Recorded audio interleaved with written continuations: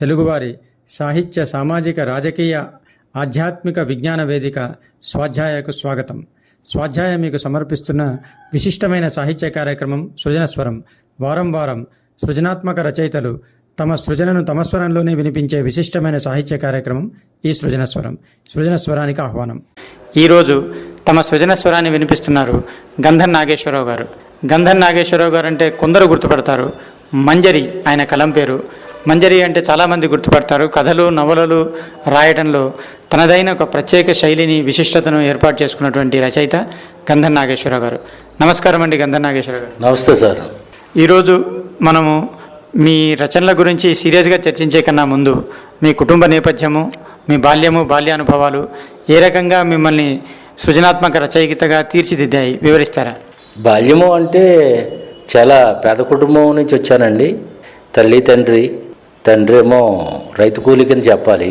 అప్పట్లో మాకు భోజనానికి కూడా చాలా కష్టంగా ఉండేది. మా అమ్మ గుడ్డు 2 ముక్కలు చేసి నాకు నా చెల్లికి పెట్టేది. అప్పుడే నేను గొడవ చేసేవాడిని, నా గుడ్డు అంతా పెట్టమ్మా అని. సాధ్యపడదు. ఇప్పుడు అనుకుంటూ ఉంటాం మన బాగా చూడలేదని, కానీ వాళ్ళకి అప్పటికున్న శక్తి అదే. నా తండ్రి కంటే నా తల్లి మమ్మల్ని పెంచడంలో ప్రధాన పాత్ర పోషించింది.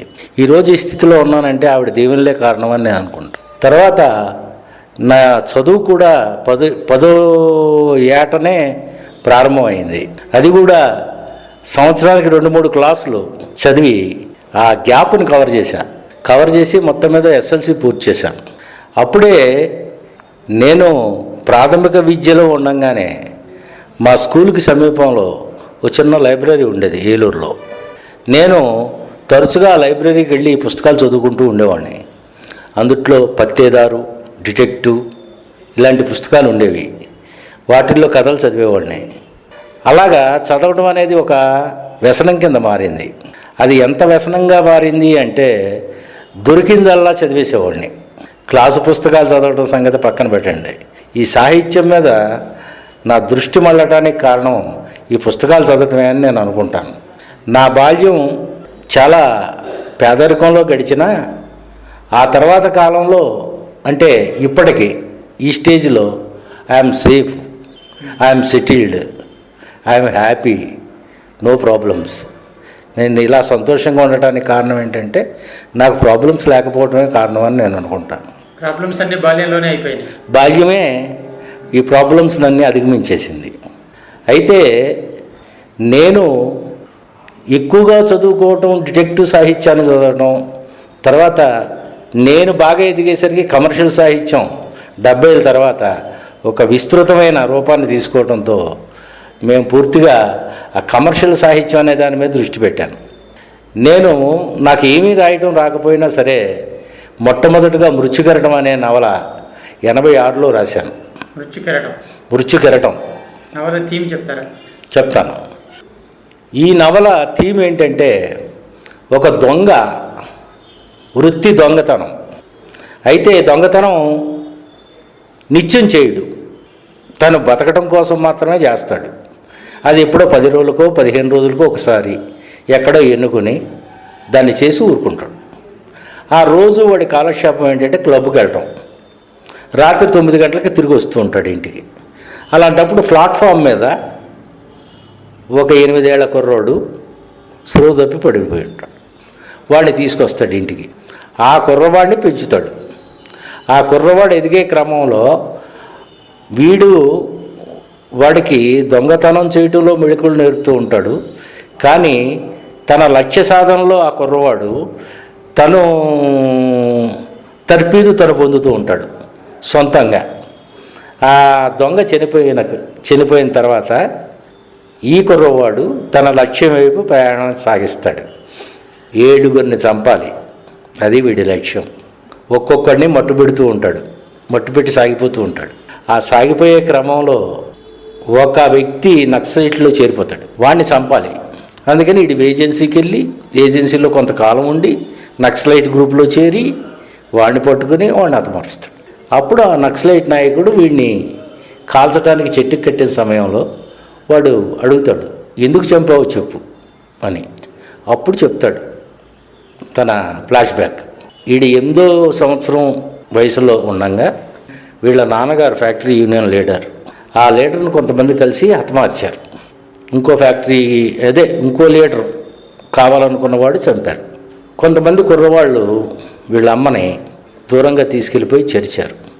ఆ కుర్రవాళ్ళు 20-25 మధ్య, 8 ఏళ్ళవాడు. ఆ దృశ్యాన్ని స్పష్టంగా చూశాడు. అది నేపథ్యం. తల్లిని రేప్ చేసిన వాడిని, తండ్రిని చంపిన వాడిని మొత్తం మీద హతమార్చుకుంటూ అక్కడి దాకా వచ్చాడు. అది కథ. నక్సలైట్ నాయకుడు ఆయన వదిలేస్తాడు. లాస్ట్ స్టెప్ ఒక డిఎస్పీని చంపాలి. ఈడు తన ప్రయారిటీలో లాస్ట్ అని పెట్టుకుంటాడు వాడిని. ఈలోపు ఈ మర్డర్ కేసు ఇన్వెస్టిగేషన్ చేసుకుంటూ వస్తున్న వాడు ఏం చేస్తాడంటే, వాడు ఎవడెవడిని చంపుతాడో ఎవడెవడు ఎక్కడ ఉన్నాడో మనకు అనవసరం, మన డిఎస్పీ ఒకడు ఉన్నాడు, వాడు టార్గెట్, అక్కడ కాపు కాద్దామని అక్కడ కాపు కాస్తాడు. ఆ డిఎస్పీని చంపుతూ కూడా వీడు చచ్చిపోతాడు. అంతే కదా. ఇది రివెంజ్ సబ్జెక్ట్. ఇది నేనేం చేశానంటే 86లో నాకేం తెలీదు, పత్రికలు ఎన్ని ఉన్నాయో ఏంటో కూడా తెలియదు, పత్రికల మీద కాన్సన్ట్రేషన్ లేదు, పుస్తకాలు చదవటమే. అక్కడ లోకల్గా ఏలూరు టైమ్స్ అనే ఒక ఈవినింగ్ ఎడిషన్ వచ్చేది, వాళ్ళకి ఇచ్చాను. వాళ్ళు వేస్తే ఆ పత్రిక పెట్టిన తర్వాత వాళ్ళకి ఉత్తరాలు వచ్చిన సందర్భం నా సీరియల్ స్టార్ట్ అయిన తర్వాతే. అది నిజాయితీగా ఒప్పుకున్నారు. వాళ్ళు ఏం చేసేవాళ్ళు అంటే, నాకు డబ్బులు ఇవ్వాల. ఎప్పుడో దీపావళి నాడు నా పిల్లలకి దీపావళి సామాన్లు కొనుక్కోవడానికి డబ్బులు లేకపోతే ఆ ఓనర్ దగ్గరికి వెళ్ళి 200 అడిగి తీసుకున్నా. అదే నా రెమ్యునరేషన్. ఆ తర్వాత గుడివాడ వీర్రాజు అని ఏలూరులో వెంకట్రామ థియేటర్ ఎదురుగా ఉండేది షాప్, రెంట్కి ఇచ్చేవాడు పుస్తకాలు. అతను ఎంతటి కమర్షియల్ అంటే, ఓ పుస్తకం కొత్తగా వచ్చిన పుస్తకం, ఒక కొమ్మూరి సాంబశివరావు గారిది అనుకుందాం, కొత్తగా వచ్చింది. ఆ పుస్తకం అడిగితే ఏం చెప్తాడంటే, పుస్తకం ఇస్తానురా, 4 గంటలకు తెచ్చిచ్చేయి, మళ్ళీ 4 గంటలు దాటితే రెట్టింపు అవుతురు రెంటు, నీకు ఇష్టమైతే పట్టుకెళ్ళనేవాడు. ఆ విధంగా ఒక పుస్తకాన్ని రోజుకి 4 ఇచ్చేవాడు. అతని దగ్గర డిసిప్లిన్ నేర్చుకున్నాం, పుస్తకం చదవటం, తిరిగి ఇవ్వటం, తిరిగి ఇచ్చేయటం అనేది. అతనితో చెప్పా, ఇలా వచ్చింది వీర్రాజు అని.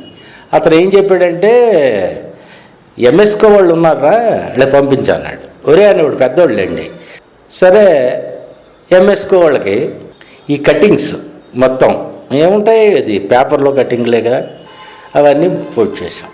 పోస్ట్ చేస్తే కొంతకాలానికి ఒకరోజు కార్డు వచ్చింది, మీరు ఒకసారి హైదరాబాద్ రండి, మీతో మాట్లాడాలి. హైదరాబాదు రాష్ట్రపతి రోడ్లో ఉండేది ఎంఎస్కో పబ్లికేషన్స్.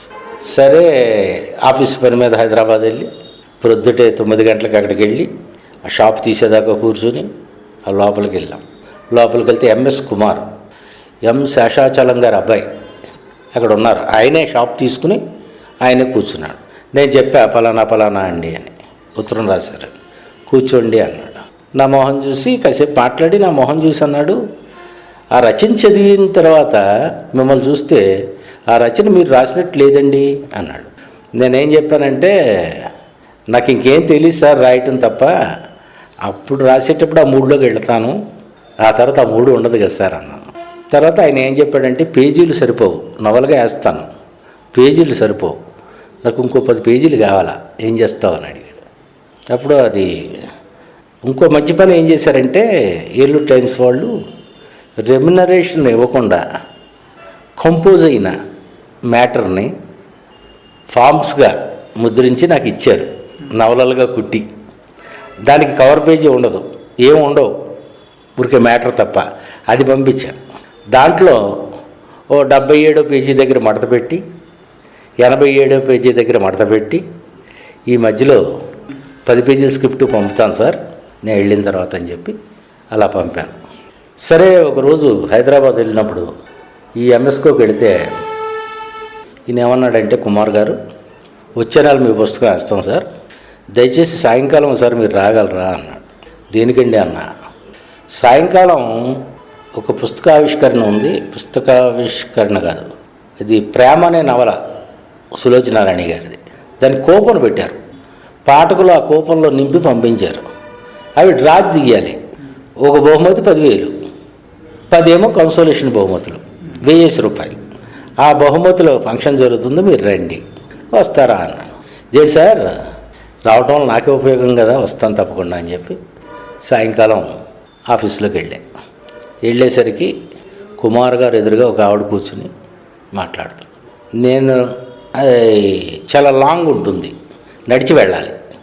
వెళుతూ ఉండగా ఆవిడ వెనక్కి తిరిగి ఇలా చూసింది. వాసిరెడ్డి సీతాదేవి గారు మొట్టమొదటి రచయిత్రి నేను చూసిన. వెళ్ళిన వెంటనే కూర్చోండి మంజరి గారు అన్నాడు ఆయన. కూర్చున్నాను పక్కన కుర్చీలో. ఇంతలో అందరూ వచ్చేసారా అనుకుంటూ ఆనందరామం గారు వచ్చారు. నేను టక్మన్ కుర్చీలోంచి లేచిపోయా. మీరు కూర్చోండి అంటున్నాడు ఆయన కుమార్ గారు. ఆయనకు అవన్నీ మామూలే, నేను మొదటిసారి చూడటం కదా. ఆ కుర్చీ ఆవిడకి ఆఫర్ చేసి నేను వేరే కుర్చీ తెచ్చుకుని అవతలేసి కూర్చున్నాను. ఆ మాట ఈ మాట మాట్లాడుతూ వాసిరెడ్డి సీతాదేవి గారు ఏమడిగారంటే, పురుషుడి రచయితలు ఎవరు రాలేదా, ఈయన పురుషుడేగా అన్నాడు నన్ను చూసి. అప్పుడు నేను పురుషుడేగా అనగానే నా మొహం వైపు చూసి పోనిద్దరు కుర్రోడు అందావిడ. అలాగా వాసిరెడ్డి సీతాదేవి గారు 10,000 రూపాయలు బహుమతి కూపన్ తీస్తే ఆనందరామం గారు 5 కన్సోలేషన్ తీశారు, నేను 5 తీశాను. అవి తర్వాత ఫోటోలు నాకు పంపించారు ఆయన. ఇప్పటికీ ఆ ఫోటోలు నా దగ్గర ఉన్నాయి, కాస్త వెలిసిపోయాయి కానీ ఉన్నాయి ఫోటోలు. ఆ విధంగా నా జీవితంలో 2 రచయిత్రులని ఎంఎస్కో పబ్లికేషన్స్లో చూశాను. ఇక్కడ ఒక చిన్న సందేహం నాకు. చెప్పండి. మీరు అంత మటుకు రచనలు చేయలేదు, తొలి రచన నవల ఎలా రాశారు? మొదటి నుంచి ఆలోచన ఉండేది నవల రాయాలి అని, అంతే తప్ప కథ రాయాలి ప్రాక్టీస్ చేయాలి ఇదేం నాకు తెలీదు. మరి ఎలా ఆరంభించారు, ఎలా ఆరంభించాలి, ఏమిటి, ఎలా సన్నివేశాలు సృజించాలి? కొన్ని 100 నవలలు చదివాను, కొన్ని 100 పుస్తకాలు చదివాను. రకరకాల రచయితలతో నాకు పరిచయం. నవలకు పెట్టిన శీర్షికతో నవల ప్రారంభించిన రచయితలు ఉన్నారు. అలాగే మొదటి సన్నివేశం రాసి వదిలేసి వేరే కథ చెప్పుకుంటూ పోయి ఈ మొదటి సన్నివేశాన్ని చివరిలో కలిపిన మహానుభావులు ఉన్నారు. సాయిశ్రీ రాస్తాడు అలాగా. రకరకాలు. ఈ టెంపోరావు, కొమ్మూరి సాంబశివరావు గారంటే ఇంక చెప్పక్కర్లేదు. ఆయన డిటెక్టివ్ సాహిత్యంలో నెంబర్ 1 కింద లెక్క. ఆయన చేసినంత సరళమైన భాష, అద్భుతమైన ఇది ఇంకెవరికీ రాలేదు. నాకు తెలిసి తెలుగు సాహిత్యంలో అంతపాటి తేలిక భాష మల్లాదికి వచ్చింది. తేలిగ్గా రాస్తాడు. చిన్న చిన్న వాక్యాలు, చిన్న గది, పెద్ద టేబుల్, చెక్క కుర్చీ, యాస్ట్రే, అంతే. ఎంత అద్భుతంగా ఉంటుందంటే వర్ణన. ఇంకా వేరే పదాలు లేవా అంటే అక్కర్లేదు. ఆయన చెప్పదలుచుకున్న విషయానికి వేరే పదాలు అక్కర్లేదు. అంతే. ఏం చెప్పదలుచుకున్నాడు ఆ గది? ఒకడు ఒంటరిగా జీవిస్తున్నాడని చెప్పదలుచుకున్నాడు, అంతే. దాన్ని అలాగే చెప్తాడు ఆయన. నేను కొమ్మూరి సాంబశివరావు దగ్గర నుంచి నేర్చుకోలే రచనా వ్యాసంగాన్ని. చాలామంది డిటెక్టివ్ రచయితల దగ్గర నుంచి నేర్చుకున్నా. దాన్ని షైన్ చేసుకున్నా. క్రమంగా మంచి వాక్యాలు రాయాలి, వాక్యం సరళంగా ఉండాలి, వాక్యం పాఠకుడికి అర్థం కావాలి, వాక్యంలో జీవం ఉండాలి. పదానికి పదానికి ఒక అనుబంధం ఉంటే వాక్యంలో జీవం ఉంటుంది. ఆటోమేటిక్గా వాక్యం జీవంతో తుణికిసలాడుతుంది. ఆ పదానికి పదానికి అనుబంధం లేకుండా ఈ పదానికి సంబంధం లేని ఇంకో పదం అక్కడ వాడితే అది పంటి కింద రాయిలాగా ఉంటుంది. అంచేత నేను రచనా వ్యాసంగం చాలా సీరియస్గా తీసుకున్నా. నేను రాసేది కమర్షియల్ రచనే, కానీ కమర్షియల్ రచనలో కూడా సామాజిక అంశాలు పెట్టచ్చు అనే కోణం నుంచి నేను రచనలు చేశాను. ఇక్కడ మరొక చిన్న సందేహం. చెప్పండి. మీరు రచనలు చదవడం వల్ల, రచనని అబ్జర్వ్ చేసి అనలైజ్ చేయడం వల్ల స్వతహాగా మీకు ఆటోమేటిక్గా రచన ఎలా ఆరంభించాలి, సన్నివేశాలు ఎలా సృజించాలి, ఎలా ఆసక్తికరంగా రాయాలని వచ్చేసిందని మీ మాటల వల్ల అర్థమవుతుంది. మరి కథలు ఎలా రాయాలి, పుస్తకాలు ఎలా రాయాలి, నవలు ఎలా రాయాలి అని పుస్తకాలు వస్తుంటాయి, వాటి వల్ల లాభం లేదంటారా? నవలు ఎలా రాయాలి లేదా కథ ఎలా రాయాలి? కథలు ఎలా రాస్తారు? మల్లాది గారు రాశారు. కథలు ఎలా రాస్తారు? పాపులర్ రచన చేయటం ఎలా అన్నారు ఎండమూరి గారు. కథలు ఇలా కూడా రాస్తారన్నారు కదిరిబాబు గారు. కానీ ఇవన్నీ చదివి ఆ టెక్నిక్ వంట పట్టించుకుంటే కథ ఎలా రాయాలనే వ్యాసం రాయగలం, నవల ఎలా రాయాలనే వ్యాసం రాయగలం. కథలు రాయలేం. కథలు రాయటానికి, నవలు రాయటానికి సృజనాత్మకత ఉండాలి. ఇక్కడ మీకు ఒక చిన్న విషయం మనం చేస్తాను. మా తాత అంటే మాతామహుడు, ఆయన్ని నా జీవితంలో ఒక్కసారి చూశా. అది నా 4వ ఏటో 3వ ఏటో గుర్తులేదు. మనిషిని చూసా. ఆయన తన గదిలో కూర్చుని ఉన్నారు. ఆయన వెనకాతల పులి చర్మం ఉంది, పైన తుపాకు వేలాడుతుంది. ఆ దృశ్యం ఇంకా నా కళ్ళ ముందు కదులుతోంది. అంతకంటే నాకు పరిచయం లేదు ఆయనతో.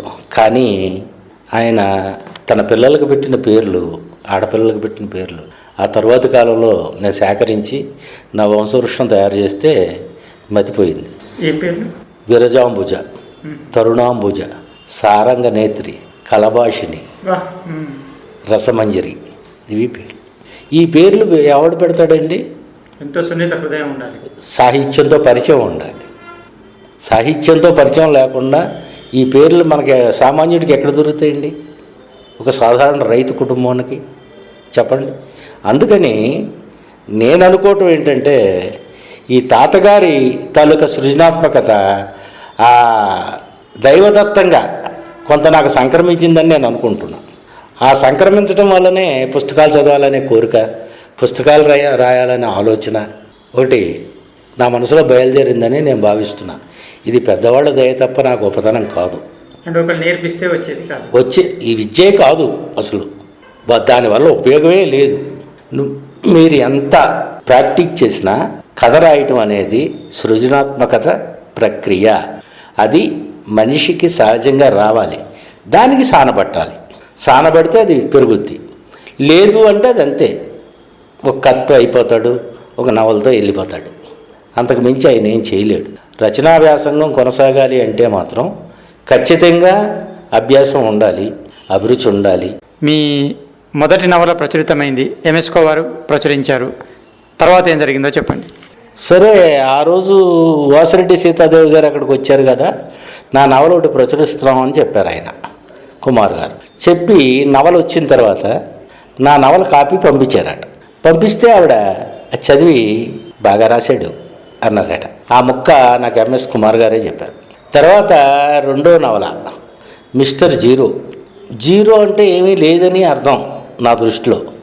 కానీ నా ఫ్రెండ్ డాక్టర్ గారు చెప్పారు, జీరో అనేది పూర్ణ సంఖ్య, సంపూర్ణ సంఖ్య. దాన్ని కొన్ని దేశాల్లో అన్నీ ఉన్నదానికి వాడతారట. నాకు ఆ విషయం తెలీదు. మిస్టర్ జీరో అని ఆ నవల నేపథ్యం ఏంటంటే, 3 అధ్యాయాలుగా నవల రాశాను.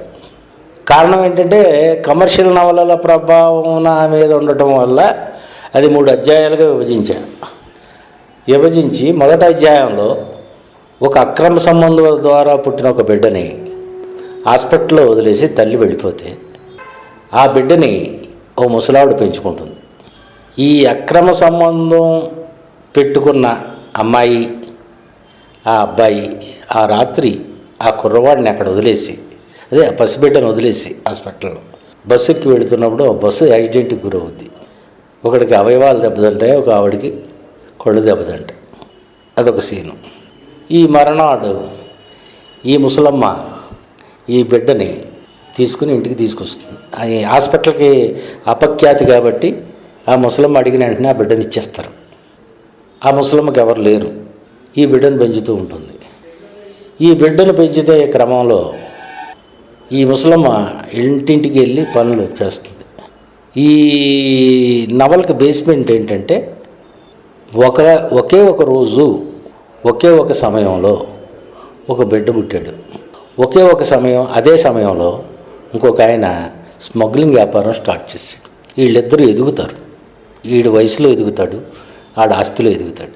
క్రమంగా వీళ్ళు ఒక చోట కలుసుకుంటారు. అది ఎలా కలుసుకుంటారు అనేది నవల మిస్టర్ జీరో. బాగుంది. ఇది సబ్జెక్టు లైన్. ఈ లైన్ బేస్లో ఆ కుర్రవాడు వాళ్ళ అమ్మ, అదే ముసలమ్మ పనికి వెళ్ళినప్పుడు బయటకు వచ్చి ఆడుకుంటూ ఉంటాడు. ఈ ఓ పిచ్చిదాన్ని అందరూ రాళ్ళు వేసి కొడుతూ ఉంటే ఆ పిచ్చి దోక్కుంటుంది. ఆ పిచ్చిదాని దగ్గరికి వెళ్తాడు ఈ 4 ఏళ్ల కుర్రాడు. ఆ మాట ఈ మాట మాట్లాడుతూ ఉంటే, నువ్వు నా జట్టు ఉంటావా అని అడుగుద్ది పిచ్చిది. ఉంటాను, నేను రోజు వచ్చి నీతో ఆడుకుంటాను అంటాడు. అండ్ గుండెలు కత్తుకుంటుంది ఆ బిడ్డని, స్తనాలు స్రవిస్తాయి. అంతే సీను. ఇలాగా ఈ సీన్ తీసుకెళ్లే క్రమంలో వీడు 25 ఏళ్ల వాడు అవుతాడు. ప్రైవేట్గా చదువుకుంటూ ఉంటాడు. తర్వాత రిక్షాయో ఆటో రిక్షాయో తోలుతూ జీవితాన్ని గడుపుతూ ఉంటాడు. ఆ గడిపే క్రమంలో ఒక వక్తృత్వ పోటీలో వీడికి బహుమతి వస్తుంది, ఇంకొక ఆవిడకి రెండో బహుమతి వస్తుంది. ఆ రెండో బహుమతి వచ్చిన ఆవిడ కోపంతో రగిలిపోతుంది. ఈయన ఏదైనా చేయాలి అనే ఆలోచన మనసులో పెట్టుకుని వీడితో పరిచయం పెంచుకొని ఈయన్ని 10 మందిలో ఎటకారం చేసి సవాల్ చేస్తుంది. నువ్వు ఒక నెలలో 10 లక్షలు సంపాదించి పట్టుకురా, నిన్ను చేసుకుంటాను, లేకపోతే మళ్ళీ ఈ ఊళ్ళో కనపడకని చెప్పదు. సరే తెస్తానని చెప్పి వెళ్ళిపోతాడు. వెళ్ళిపోయిన తర్వాత వీడి ఆలోచన ఏంటంటే ఆత్మహత్య చేసుకోవాలి, ఇంకంతకంటే మార్గం లేదు. 10 లక్షలు ఎక్కడ సంపాదిస్తాం? ఇది 87 తాలూకా భావన, ఇప్పుడు కాదు. అంటే ఆడు ఒక గుడి టెంపుల్ మెట్ల మీద కూర్చొని ఆలోచిస్తుంటాడు. అదే సామ్రాట్ అనే నౌకని స్మగిల్ గూడ్స్ తెస్తున్నాయని చెప్పి సముద్రంలో కస్టమ్స్ వాళ్ళు దాన్ని క్యాచ్ చేశారు. ఆ స్మగుల్డ్ గూడ్స్ రిసీవ్ చేసుకోవడానికి వచ్చిన ప్రొఫెషనల్ కిల్లర్ ఒకడు హోటల్లో ఉంటాడు. వాడికి అది ఆ స్మగుల్డ్ గూడ్స్ పట్టుపడేసరికి దీనికి ఇన్ఫర్మేషన్ ఎవరు ఇచ్చారా అని చెప్పి వాడు ఇన్వెస్టిగేట్ చేసి ఆయన పట్టుకుని చంపేస్తాడు. ఆడి పేరు రవూఫ్. ఆయన చంపేసి వీడి పని వీడు చేసుకుని వీడు వెళ్ళిపోతాడు. కానీ వాడు తమ్ముడు ఉంటాడు జోసెఫ్, వాడు అంత తేలిగ్గా ఊరుకోడు. వాడు ఈ ప్రొఫెషనల్ కిల్లర్ చిరునామా సంపాదించడానికి వాడు బయలుదేరు. ఈ క్రమంలో ఈ ప్రొఫెషనల్ కిల్లర్కి ఒక కాలేజీ స్టూడెంట్ తోటి శారీరక సంబంధం ఉంటుంది. ఆ అమ్మాయి ప్రెగ్నెంట్. ఆ అమ్మాయి చెప్పుద్ది, మరి మనం పెళ్లి చేసుకుందాం ఎలాగూ చేసామంటే, లేదు నువ్వు అబార్షన్ చేయించుకో అంటాడు. అలాంటి మాటలు ఇప్పుడు విన్న పిల్ల అమాయకురాలు. అన్న తప్ప ఎవరు లేరు. అన్న పేరు శాంతారాం. సన్నగా ఉంటాడు, బలహీనుడు, ఫ్యాక్టరీలో పనిచేస్తూ ఉంటాడు. వాడు ఇంటికి వచ్చేసరికి తలుపు తాళం వేసి ఉంటుంది. న్యాయంగా అప్పటికి చెల్లెలు రావాలి, రాలా. తలుపు తాళం తీస్తే ఇలా చూస్తాడు, అరుగు మీద కూర్చుని ఉంటుంది. ఏమ్మా అక్కడ కూర్చున్నావు? తాళం పడిపోయింది అన్నయ్య. నీకెప్పుడమ్మా బుద్ధి వస్తుంది అంటాడు తలుపు తీస్తాడు. అది అనుకుంటుంది ఇంకెప్పటికీ రాదన్నయ్య లోపలికి. ఆ రోజు వంట లేదు కాబట్టి ఇద్దరు పడుకు. వీడు ఆకలికి తెల్లవారుజాను మెలకు వచ్చి చూస్తాడు, మంచం మీద చెల్లెలు లేదు. ఏంటి ఆయన వెళ్ళి చూస్తూ ఊరేసుకు చేతిలో కాగితం ఉంటుంది, చదువుతాడు. అది వాడు కూడా ఈ ప్రొఫెషనల్ కిల్లర్ గురించి వెతుకుతాడు. వీడు ప్రొఫెషనల్ కిల్లర్ని చంపడానికి వీడు ఒక ప్లాన్ చేస్తాడు. శాంతారాం అనేవాడు. జోసెఫ్ అనేవాడు వాడిని చంపడానికి ప్లాన్ చేస్తాడు. ఇలాగా అన్ని దారాలు నలువైపు నుంచి తీసుకొచ్చి ఇక్కడ ఈడేం చేస్తాడంటే వాడిని చంపడానికి ట్రై చేస్తే వాడు ప్లాన్ చేసుకుంటారు ఇద్దరు. వీడొక ప్లాన్ చేస్తాడు, ఆడొక ప్లాన్ చేస్తాడు. వీడికి ఒక రకమైన ఇది ఉంది, ఈ సిరోసిస్ ఆఫ్ లివర్ అనే జబ్బు ఉంది ఈ ప్రొఫెషనల్ కిల్లర్కి. వీడొక ఇంజెక్షన్ తీసుకోవాలి. అయితే వీడి బాడీకి యాంటీ సెసనమ్ సిరం పడదు, ఏటీఎస్ అంటాం కదా, అది పడదు. అది బాడీలోకి వెళ్ళిన మరుక్షణం చచ్చిపోతాడు. దాన్ని వీడు తీసుకుని ఇంజక్షన్లో కలుపుతాడు వాడు, జోసెఫ్ అనేవాడు. అది చచ్చిపోతాడని ఆ హాస్పిటల్ దగ్గరికి వెళ్ళి కూర్చుంటాడు. వీడు పొద్దుట ఇంజక్షన్కి వస్తాడు, ఇంజక్షన్ చేయించుకుని వెళ్ళిపోతాడు మామూలుగా. వీడికి అర్థం కాదు ఏమైందో. నేను కలిపాను కదా, ఎందుకంటే చావలేదు అర్థం కాక పిచ్చెక్కుద్ది. పిచ్చెక్కి నా గొడవ పని చెప్తానని చెప్పేసి తుపాకు తీసుకుని ఆడి ఇంటి ముందు కాపు కాస్తాడు. ఇలాగ నైట్కి వస్తాడు, బార్కి వెళ్ళాడు, 10 గంటల దుబ్బుకు వస్తాడు, అప్పుడు కాల్చిస్తామని. అక్కడ వీడు శాంతారాం అనేవాడు అక్కడ వెయిట్ చేస్తుంటాడు. వాడికి సిరోసిస్ ఆఫ్ లివర్ ఉంది కదా, ఉంది, దానికి తగ్గ పొగరు కూడా ఉంది వాడి దగ్గర. ఈ బార్లో ఇద్దరు పందెం వేసుకుని ఫుల్ బాటిల్ దించకుండా ఎత్తి తాగేస్తానికి పందెం కట్టి తాగేస్తాడు ప్రొఫెషనల్ కిల్లర్. అప్పటికి ట్యాక్సీ తెప్పించుకుంటాడు, అన్నీ రెడీ చేసుకుంటాడు, తాగేసి వెంటనే వెళ్ళిపోవడానికి. తాగేసి ఆడ బయటకు వచ్చి కారు దాకా వచ్చి కారులోకి ఎక్కిన తర్వాత శ్రోత పడుతుంది. కొంత దూరం వెళ్ళేసరికి వామిటింగ్ చేసుకున్నాడు. చూస్తే ప్రాణం లేదు. డ్రైవర్కి ఏం చేయాలో అర్థం కాదు. వాడు ఏం చేస్తాడంటే డ్రైనేజీ మూత తీసి అందులో తోసేస్తాడండి. తోసేసి వెళ్ళిపోతాడు. వీడు ఇక్కడే చచ్చిపోయాడు. అక్కడికి ఏమవుతాడు, ఇంటికి రాలేదు, ఆ నైట్ రాలా. ఏం రాలేదని తెల్లారుజామున ఇంట్లో ప్రవేశించి చూస్తే ఒక అద్భుతమైన ప్లాన్ తాలూకా ఇది వీడికి దొరుకుద్ది. అది జేబులో పెట్టుకుని ఆడి ఇంట్లోంచి బయటకు వచ్చేస్తాడు. వచ్చేసి ఆ రాత్రి ఆ మెట్ల మీద పైన కూర్చుని ఫుల్గా మందు కొట్టి కింద దొర్లిపోయి ఈడిమే పడతాడు. ఇది నేను ఆత్మహత్య చేసుకుందాం అనుకుని కూర్చున్నాడు కదా హీరో, ఈయన తీసుకెళ్ళి హాస్పిటల్కి తీసుకెళ్ళి ఇచ్చేసేసరికి ఆ మాట ఈ మాట మాట్లాడుకుని ఒకరి కథ ఒకళ్ళు చెప్పుకున్న తర్వాత ఆడు అంటాడు, నెలకు 10 లక్షలు ఏంటి ఎంతైనా సంపాదించవచ్చు, నా దగ్గర అద్భుతమైన ప్లాన్ ఉంది. ఆ విధంగా ప్లాను. అలాగా ఇంతకీ ఏంటి ప్లాను? ప్రస్తుతం ఉన్న ముఖ్యమంత్రిని ఓడించాలి ఎన్నికల్లో. 2 నియోజకవర్గాల నుంచి ఆయన పోటీ చేస్తున్నాడు. ఆ 2 నియోజకవర్గాల్లోనూ 2 ప్లాన్లు అమలు చేస్తారు. ఏంటి ప్లాన్లు? డైలీ పాలు కొనుక్కుంటాం కదా, ఈ పాలల్లో అప్పట్లో ఏదో మందు ఒకటి ఉందండి పిల్లలు పుట్టకుండా ఉండటానికి. ఈ ఫ్యామిలీ ప్లానింగ్ ఆపరేషన్లు బలవంతంగా చేస్తున్నారనే కోణం ఉన్న కాలంలో బలవంతంగా ప్రజలకు తెలియకుండా ఆ మందు పాలల్లో కలిపి ప్రజలకు సప్లై చేస్తున్నారని ఒక ఆరోపణ. మర్నాడు ఎన్నిక జరుగుద్దనంగా ముందు రోజు అది ఆ నియోజకవర్గంలోనూ ఈ నియోజకవర్గంలోనూ ఎస్టాబ్లిష్ అవుతుంది. ఎప్పుడైతే ఆ భావన ప్రజల్లోకి వచ్చిందో ఆటోమేటిక్గా ఓడిపోతాడు సీఎం. అది ప్లాను. ఆ ప్లాన్ అమలు చేయడానికి వీడు మాఫియాలోకి వెళ్తాడు. ఆ ప్లాన్ అమలు చేస్తాడు. వీడిని ఆడికి అర్థమైపోద్ది మాఫియా లీడర్కి, వీడు తమ ప్రొఫెషనల్ కిల్లర్ని చంపాడని వీళ్ళు అర్థం చేసుకుంటారు. వీడిని చంపడానికి ప్లాన్ చేసి బార్డర్లోకి పంపుతారు హెరాయిన్ తీసుకురమ్మని. హెరాయిన్ తీసుకొస్తాడు. తీసుకొచ్చే క్రమంలో వీడిని డబుల్ క్రాచ్ చేస్తాడు. చేసి ఆ అమౌంట్ తీసుకుంటాడు. అమౌంట్ తీసుకుని ఈ అమ్మాయి కోసం వెళ్తే ఆ అమ్మాయి లేదు. అప్పటికి పెళ్లి చేసుకుంది. ఇవన్నీ తిరిగి వచ్చేసరికి ఆ అమ్మాయి పెళ్లి చేసుకుంది. ఎవరిని పెళ్లి చేసుకుంది? తన రూమ్మేట్ని చేసుకుంది. అది కథ. దేనిలో సీరియల్గా వచ్చింది? Serial direct novel. అప్పుడు ఆ మాఫియాని మట్టు పెట్టడానికి ఒక సిబిఐ ఆఫీసర్తో కలిసి ఇది ప్లాన్ చేసి ఒక బాంబు తయారు చేసి ఇవ్వమంటాడు.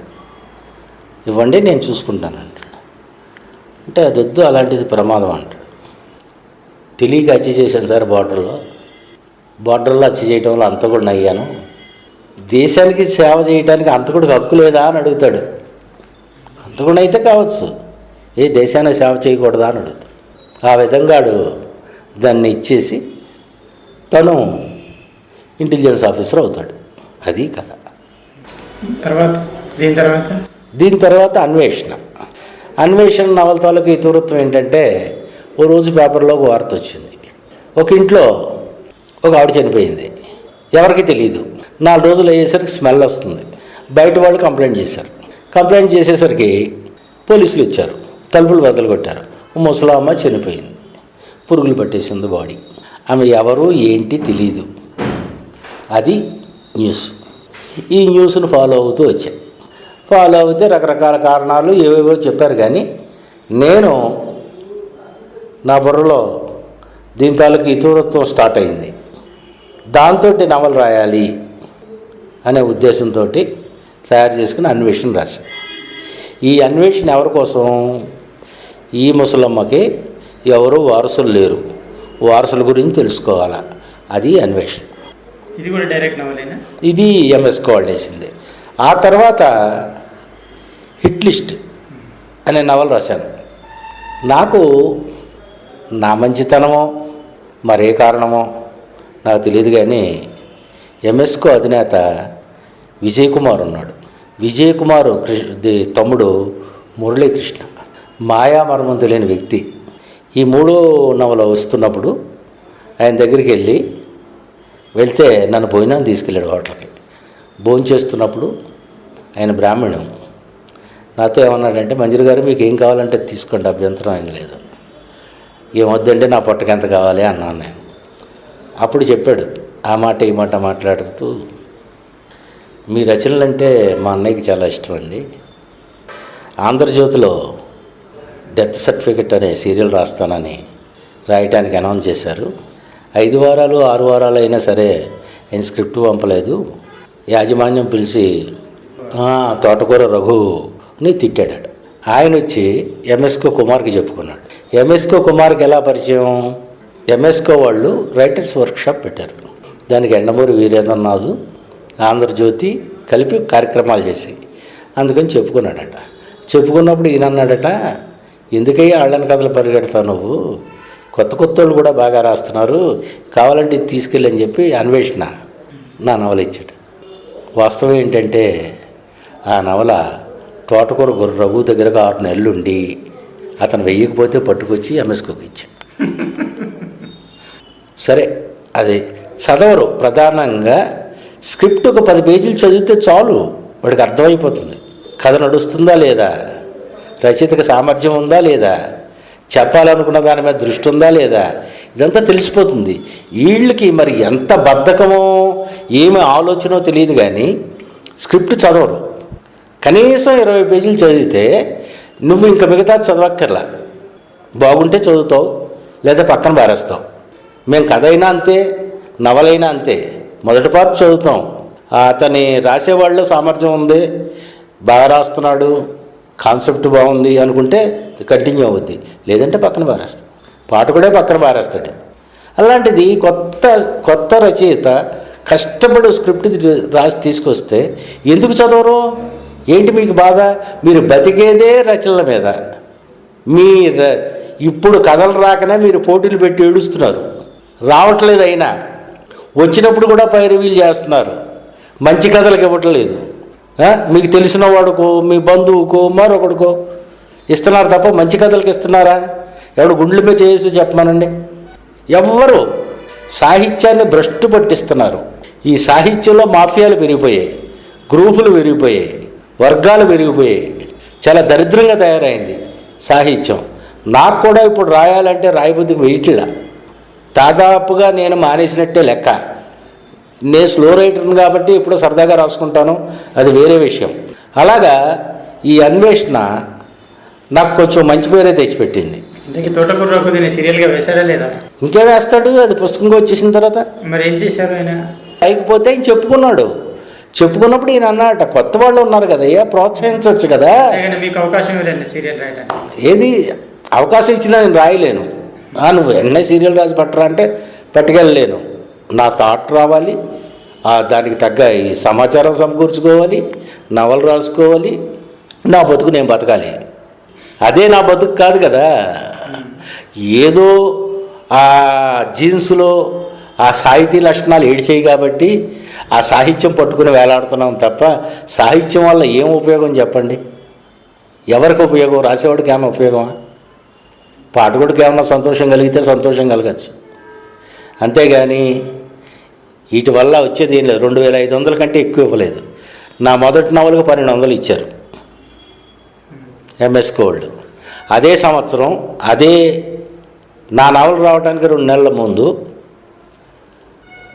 మల్లాది గారితో మందాకిని నవలు రాయించుకుని 15,000 25,000 ఇచ్చాడు ఆయన. నా నవలకు వచ్చేసరికి 1200 ఇచ్చాడు. కొత్త రచయిత ఏంటి తేడా? ఆయన క్వాలిటీ ఉండొచ్చు, మరింత అధ్వానంగా ఉంటే నా రచన ఎందుకు వేస్తాడు 1200? అయితే ఎంఎస్కో వాళ్ళు నాకు లిఫ్ట్ ఇచ్చారు, అందుట్లో సందేహం లేదు. నాలో ఆత్మవిశ్వాసం పెరగడం కారణమయ్యారు. ఈయన లంచ్కి తీసుకెళ్ళాడు కదా, ఈ విషయాలన్నీ చెబుతూ ఈయన ఏమన్నాడంటే, మంజరి గారు మీరు 3 నవలు వేసాం, మీకు రావాల్సిన పేరు రాలేదు, ఆ విషయం నాకు తెలుసు. ఈసారి స్క్రిప్ట్ పూర్తయితే ముందు స్వాతికి పంపండి, వాళ్ళు వేసుకోకపోతే నేను ఉన్నాను కదా అన్నాడండి. అంత సహృదయుడిని నా జీవితంలో నేను ఎక్కడా చూడలే. నెక్స్ట్ హిట్ లిస్ట్ స్క్రిప్ట్ పూర్తయింది. విజయవాడ పని మీద వెళ్ళా, స్వాతికి వెళ్ళా. కోలమోహం, చిన్న అమ్మాయి, సన్నటి బొట్టు పెట్టుకుంది, రిసెప్షన్లో కూర్చుంది. నమస్తే అండి, నవలు తెచ్చాను, 2 చేతులు ఇలా ముందుకు చాపి ఇవ్వండి అంది. స్క్రిప్ట్ ఆవిడ చేతిలో పెట్టాను. ఆ స్క్రిప్ట్ ఇలా చేసి పేరు చూసుకుని రిజిస్టర్లో రాసుకుని పక్కన పెట్టింది. నేను 2 నిమిషాలు ఇలా నిలబడ్డా, వెళ్ళిపోవచ్చా అండి అని. వెళ్ళిపోండి అంది. వచ్చాను. 50 రోజులకి కార్డు వచ్చింది, మీ నవల సెలెక్ట్ అయిందని. స్వాతి వాళ్ళు మరింత జీవం పోశారు.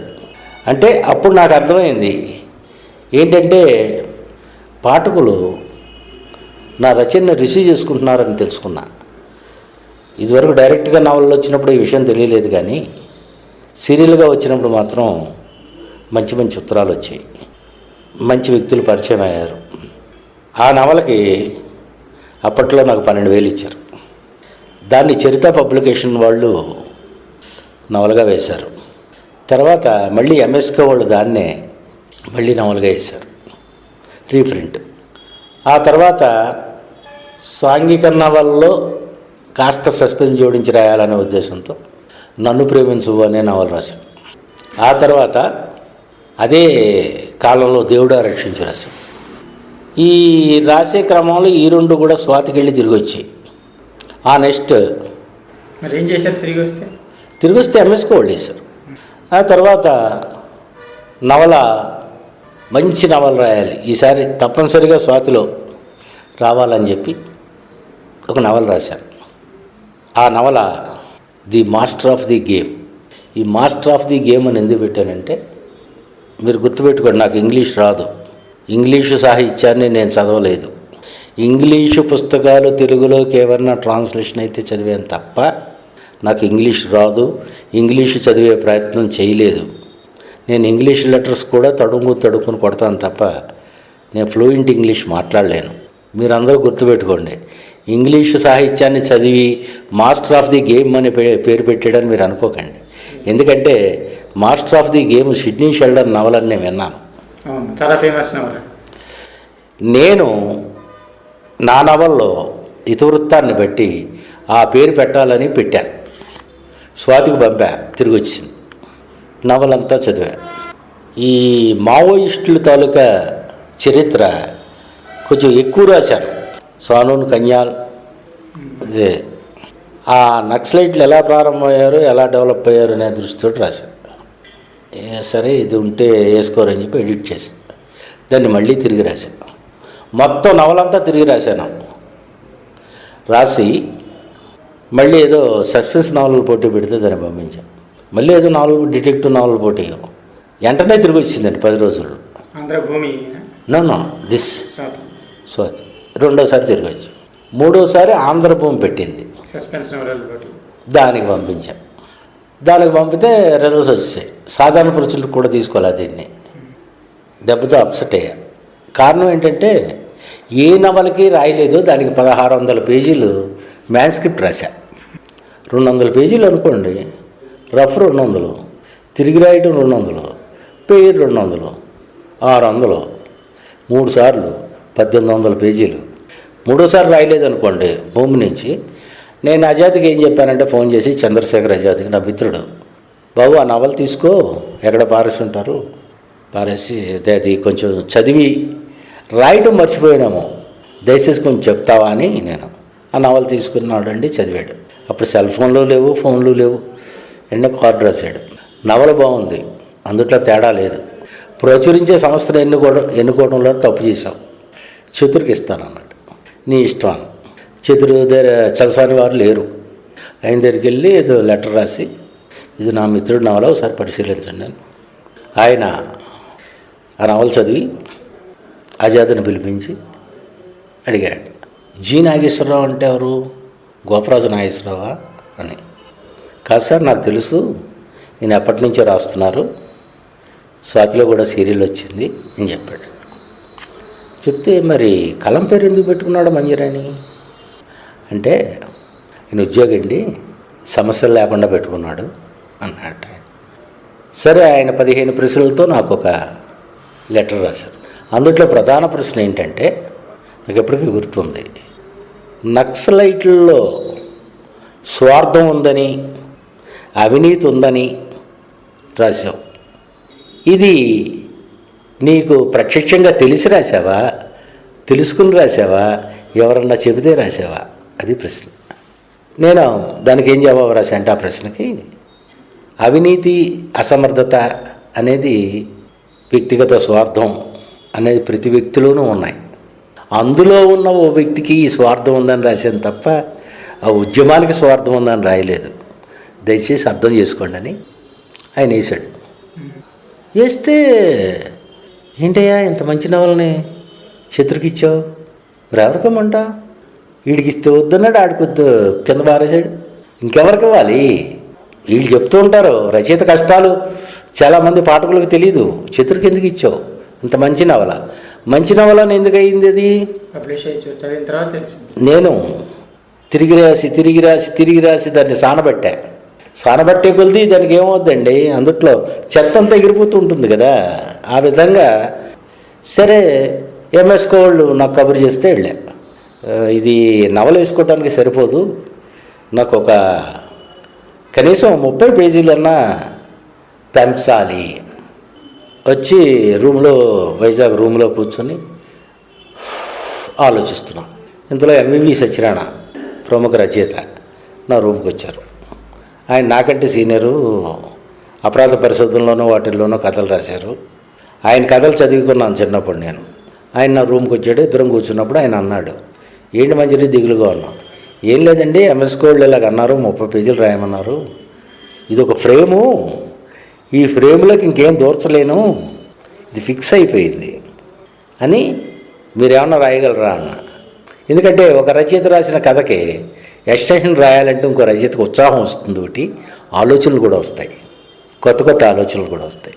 చెప్తే రాస్తానన్నాడు, పట్టుకెళ్ళాడు. నేనేం చెప్పానంటే రాయండి, వచ్చిన రెమ్యునరేషన్ శీర్షకం, ఇందుట్లో ఏమీ మొహమాటం లేదు, మళ్ళీ ఊరికే రాయించుకున్నాను అని మీరు అనుకోవద్దాను. బలెవడు మంజరి మనల మధ్య ఏంటి అన్నాడు. రాశాడు. ఏం రాశాడు ఆయన? నవల జోలికి వెళ్లకుండా, కథ జోలికి వెళ్లకుండా కామెడీ ట్రాక్ రాసిచ్చాడు, అవుటర్ కామెడీ ట్రాక్. అప్పుడు ఈ కామెడీ ట్రాక్ని తీసుకొని దాన్ని నవల్లో విమర్చడానికి మళ్ళీ తిరిగి రాశా. ఆ విధంగా ఎంఎస్కో నుంచి నవల వచ్చింది. సరే రెమ్యునరేషన్లో సగం ఇచ్చేసాను, అది వేరే బట్టల రూపంలో ఇచ్చేసాను అనుకోండి, అది వదిలిపెట్టండి, అయ్యా అనవసరమైన సబ్జెక్టు. ఇది వచ్చిన తర్వాత ఓ రోజు, చాలా కాలం తర్వాత ఓ రోజు లక్ష్మి గారితో మాట్లాడుతూ, 11వ నవల నా దగ్గర లేదండి, దయచేసి ఉంటే ఇస్తారా అన్న. నవల తీయించి ఇచ్చింది. ఇచ్చి, మంజరి గారు మీరు రాసిన నవల ఇది బెస్ట్ సెల్లర్ అండి. నాకు ఇచ్చింది 2500, అది బెస్ట్ సెల్లరు. చూడండి ప్రపంచం ఎలాగుందో. రచయితలు కొందరు ముక్కుపిండి వసూలు చేస్తారు, కొందరికి ఎంత జరిగే అన్యాయం అంతా ఇంత కాదు. ఆంధ్రభూమిలో ఆ మధ్య ఎప్పుడో కథ వచ్చింది, 2 ఏళ్ళు అయింది, ఇంతవరకు రెమ్యునరేషన్ లేదు. ఆమె ఎవరు అనే కథ చెప్తే నవ్వుతారు. మరి మీరు నవల రచన నుంచి కథా రచన వైపు ఎలా మళ్ళారు? ఈ 3 నవలలు రాసిన తర్వాత చంద్రశేఖర్ ఆజాద్ ఏమన్నాడంటే, కథ రాయకపోతే అసలు రచయిత కాదు అన్నాడు. సరే కథ రాసే క్రమంలో నిమిత్త మాతృడు అనే కథ రాసి దాని తాలూకా క్వాలిటీ ఏంటో తెలుసుకోవాలని చెప్పి రచనలో సాహితీ వైద్యానికి పంపిస్తే వసుంధర గారు దాన్ని మెచ్చుకుని రచనలో వేశారు. అది నా మొదటి కథ. రెండో కథ మరణం, అది కూడా రచనలోనే వచ్చింది. ఆ విధంగా అప్పుడప్పుడు కథలు రాయటం అనేది ఒకటి అలవాటైంది. సహజంగా నేను కథలు రాయడానికి ఇష్టపడను. ఆ కథాంశాలు నవలలో ఉపయోగించుకుంటాను, ఇన్సిడెంట్లుగా ఉపయోగించుకుంటాను. నేను భావప్రధాన రచయితను కాదు, సంఘటనా ప్రధానమైన రచయితను. నాకు సంఘటనలు ఉండాలి, లేకపోతే గడవదు, రచన సాగదు. అంతేగాని అక్కడ ఏదో గాలి పోగేసి ఒక 2 పేజీలు 3 పేజీలు వర్ణనలతోటో లేకపోతే విశ్లేషణలతోటో ఇంకేదోతో ఏమీ రాయలేను. నేను రాయగలిగింది సంఘటన మాత్రమే రాయగలను. ఆ విధంగానే నా నవలను పూర్తి చేస్తాను. నాకు మల్లాది వెంకటకృష్ణమూర్తి అంటే చాలా ఇష్టం. ఇది అబద్ధం కాదు. కారణం ఏంటంటే రచన చేయటంలోని సులువులు చాలా వరకు ఆయన రచనల ద్వారా నేను గ్రహించాను. ఆరాధ్యుడు కాదు, అభిమాన రచయిత మాత్రం బాగా రాస్తాడు. ఓసారి ఒక కథ రాసి విశాఖపట్నం కాంప్లెక్స్ దగ్గర ఉన్న పార్కులో రోజు ఎంవివి సత్యనారాయణ నేను కలుసుకునేవాడు. ఈ విషయాలు మాట్లాడుకునేవాడు. కథలు రాస్తే పట్టుకెళ్ళి చదువుకునేవాళ్ళం. అక్కడ ఒక కథ చదివాను ఆయన కాసేపు మాట్లాడకుండా అలాగున్నాడు కథ విని. అలాగున్నారేంటి, మల్లాది కథను కాపీ కొట్టేశారేంటి అన్నాడు. మల్లాది కథను కాపీ కొట్టండి సార్ అన్న.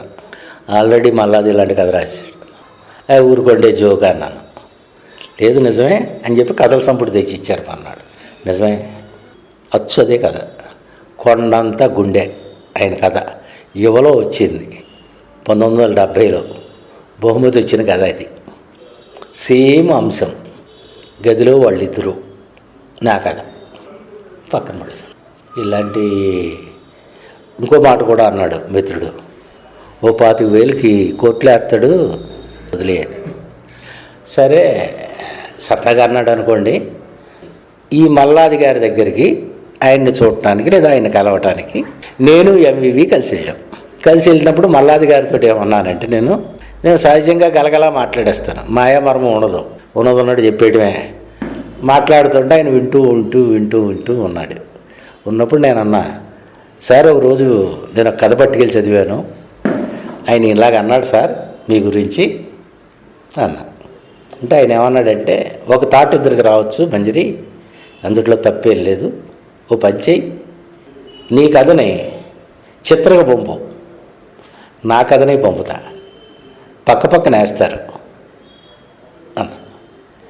అంటే అప్పుడే ఎందుకో యాదృచ్ఛికంగా చిత్ర ఎడిటరు ఫోన్ చేశాడు. చిత్ర ఎడిటర్తో మాట్లాడితే, ఇలా మంజరి అని ఆయన కథ పంపుతాడు, నేను పంపుతాను, పక్కన వేయండి, సరదాగా ఉంటుంది, ఒకే కథాంశం. అలాగే నేను పంపాను. ఆయన పంపేటప్పుడు ఏం చేశాడంటే, 70లో 50 రూపాయలని రాసింది ఇప్పుడు ప్రజెంట్ స్టేజీ 2010లో 500 అని రాశాడు. మార్పులు చేసుకున్నాడు ఆయన కథలో. నేను 500 రాశాను. మరింత దగ్గర అయింది, మరింత పోలిక దగ్గర అయింది. అది మంచి కథ. ఒక వ్యభిచారి ఒక రాత్రిపూట ఒక యువకుడిని పిలుస్తుంది. ఇదే డబ్బులు చాలా తక్కువ ఉంటాయి, అవి ఆడి జీవనానికి చాలు, అది పరిస్థితి. కానీ వయసు, ఆ క్రమంలో వీడు చెప్తాడు నా దగ్గర ఎంత ఉందని. ఇద్దరు కలిసి ఆటోలో ఊరి చివర పడబడిన ఇంట్లో వీడు ఒక చిన్న రూమ్లో ఉంటాడు. రూమ్కి వెళ్తారు. వెళ్ళిన తర్వాత ఆడు పొద్దుట వండుకున్నాను తినబోతూ, నువ్వు తిన్నావా అని అడుగుతాడు. నవ్వి మీరు తినన్నా అంటది. కంచంలో కొంచెం పెట్టి దానికి అది ఎదురు తింటారు. ఈ అంటలు తీసుకెళ్ళి పడేసి వచ్చిన తర్వాత ఇంటర్ కోర్స్ అవుతుంది. ఇది మల్లాది గారి కథలో ఇంటర్ కోర్స్ అయిన తర్వాత ఆడు గాఢంగా నిద్రపోతూ ఉంటే ఆడు ప్యాంటు చొక్కా ఇప్పి తగిలిస్తాడు హ్యాంగర్ కాదు మేక్కి, అవి తడుముతుంది. ఒక బ్యాక్ పాకెట్లో చిన్న ఉత్తరం బయటపడుతుంది. ఆ ఉత్తరాన్ని చదువుద్ది. ఆ ఉత్తరం చెల్లెలు రాసింది. అన్నయ్య, అమ్మకి ఎక్కువైంది, పొద్దున్నే డాక్టర్ తీసుకెళ్ళి చూపించాను, మందులు వాడాలన్నాడు, బలమైన ఆహారం పెట్టాలట, ఫీజు కట్టలేదని చెల్లెల్ని ఇంటికి పంపేశారు, అది ఏడుస్తుంది, నువ్వు ఉద్యోగం దొరికిన వెంటనే డబ్బులు పంపించు అన్నయ్య అని చెప్పి, అది ఉత్తరం వాడి జేబులో. డేట్ చూస్తుంది, నిన్న ఆ రోజు వచ్చింది. జైల్లో పెట్టేసి ఆడు 50 అంత ఇస్తాడు. ఆ 50 రూపాయలు తీసి జైల్లో పెడుతుంది. 4 అడుగులు వెళ్ళి మనసు ఒప్పదు. మళ్ళీ వెనక్కి వచ్చి పర్సు తీసి తనంత మందు సంపాదించిన 100 రూపాయలు అందులో పెట్టి వెళ్ళిపోతుంది. అది కథ అయింది. నాది ఎక్కడ తేడా అంటే అన్నీ ఒకటే. ఎప్పుడైతే వాడు ఇంటర్ కోర్స్ అయిపోతుందో సెకండ్ టైం ఇది అటెంప్ట్ చేస్తుంది. ఫ్రెష్నెస్ మగవాడు ఫీల్ అయినట్టే ఆడది కూడా ఫీల్ అవుద్దనే ఫీలింగ్ నాది. వాడు ఫ్రెష్నెస్కి ఆ జేబులో దొరికిన ఉత్తరానికి కలిపి ఇది ఒక 500 వాడు జేబులో పెట్టి వెళ్ళిపోతుంది. అది కథ. చిన్న తేడా అన్నమాట. అయితే ఆయన మెచ్చుకున్నాడు భారతసాయి అని. ఆ తర్వాత ముఖ్యమైన ఇంపార్టెంట్ ఏంటంటే టార్గెట్ నెంబర్ 2, ఇది నా 16 వారాల నవలల పోటీకి పంపించాం. దాన్ని చాలక మంత్లీకి తీసుకున్నారు.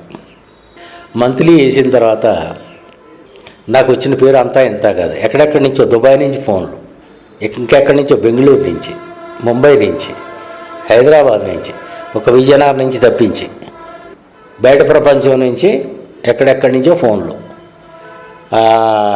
ఆర్మీలో ఉన్న వాళ్ళ దగ్గర నుంచి ఆ నవలకి ఇన్స్పైర్ అయ్యి, అదే నవల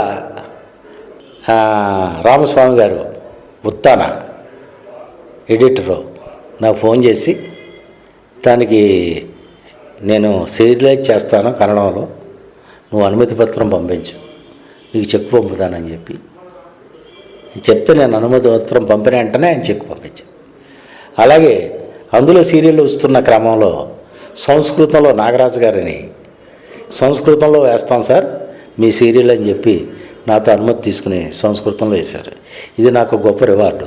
డబ్బుల సంగతి పక్కన పెట్టండి, 10,000 వచ్చినా 15,000 వచ్చినా 1,00,000 వచ్చినా ఇవన్నీ కీర్తి కిరీటంలో కలికితురాయిలు కాదు. ఇది మాత్రం కలికితురాయని నేను అనుకుంటున్నా.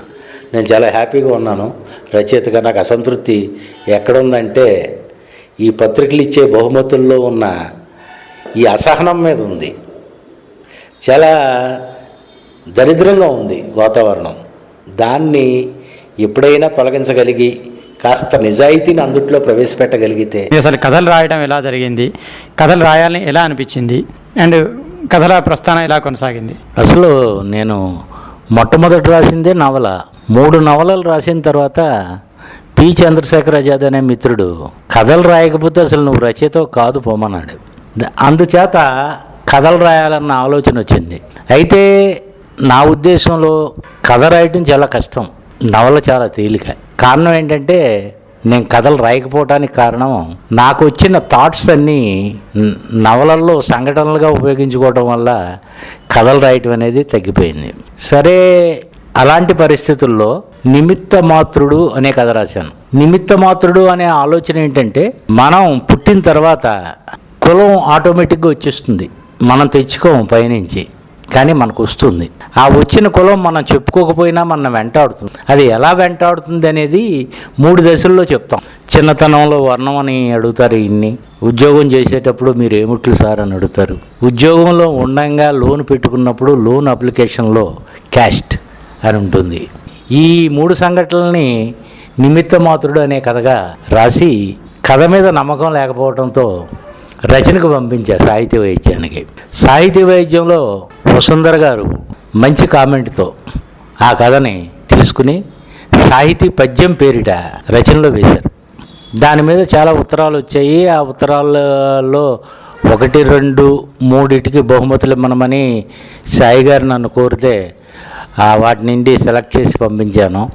అది నా మొదటి కథా నేపథ్యం. కథ ఎలా రాశారంటే క్యారెక్టర్స్ ఎట్లా క్రియేట్ చేశారు?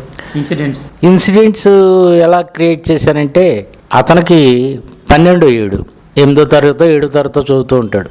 తండ్రి అడుగుతాడు, రే పలానా చోటకెళ్ళు, వెంకటేశ్వరరావు గారు ఉంటారు, ఆయనది పెద్ద డాబా పలానా వీధిలో, తెల్లటి డాబా, ఆ డాబాలో ఉంటారు, ఆయన్ని రమ్మన్నానని చెప్పు అంటాడు. వీడు వెళతాడు, ఆ వీధిలో అన్నీ వెతుకుతాడు, తెల్ల డాబా లేదు.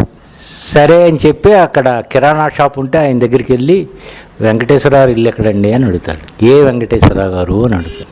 ఆయన కే వెంకటేశ్వరరావు గారండి, ఇంజనీర్గా చేసి రిటైర్ అయ్యారు, ఆయనది తెల్ల డాబా అట, మా నాన్నగారు చెప్పారు అని. వాళ్ళు వర్ణం ఏంటి అని అడుగుతాడు. ఇన్ని వివరాలు చెప్పాను, నువ్వు అతని గురించి చెప్పలేకపోయావు, వర్ణం చెప్తే చెప్తావా, ఏం మనిషి అయ్యా నువ్వు అని ఆ వయసులోనే వాడిని తిట్టి ఇంటికి వచ్చేస్తాడు. విషయం ఏంటంటే, కూతురు పెళ్లి చేసే సమయంలో ఆ ఇంటికి నీలం రంగు వేయించాడు ఆయన, అందుకని వీడు గుర్తుపట్టలేకపోయాడు. నెంబర్ 2, వీడు ఉద్యోగం చేస్తూ ఉంటాడు ఒక పల్లెటూరులో.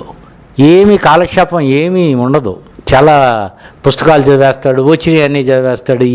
ఏం చేయాలో తోచనప్పుడు ఒక సర్పంచ్ గారిని పరిచయం చేస్తాడు ఒక అతను. ఆ సర్పంచ్ గారి ఇంట్లో పేకాడుతూ ఉంటారు. వీడికి ముక్కలు వేసిన తర్వాత వీడు ముక్కలు ఎత్తుతూ ఉంటే, మీరు ఏమిట్లు సార్ అని అడుగుతాడు సర్పంచ్. అప్పుడు వీడు అంటాడు, పేకాడటానికి కులం కావాలా అని. ఇది 2వ ఇన్సిడెంట్. 3వ ఇన్సిడెంట్, ఇల్లు కొడుతున్నాడు, డబ్బు కావాలి, లోన్ పెట్టుకున్నాడు, కోఆపరేటివ్ లోన్. అప్లికేషన్ ఇచ్చారు, అప్లికేషన్లో క్యాస్ట్ అనే కాలం ఉంది. వీడు అదొక్కటే నింపకుండా మొత్తం అన్నీ నింపి ఇచ్చాడు. తర్వాత లోన్ శాంక్షన్ అయింది. వీడు వెళ్ళి సంతకం పెట్టాలనుకుంటున్నప్పుడు ఆ క్యాస్ట్ అనే చోట ఫిల్ చేసి ఉంటుంది, ఎలా ఫిల్ చేశాడు?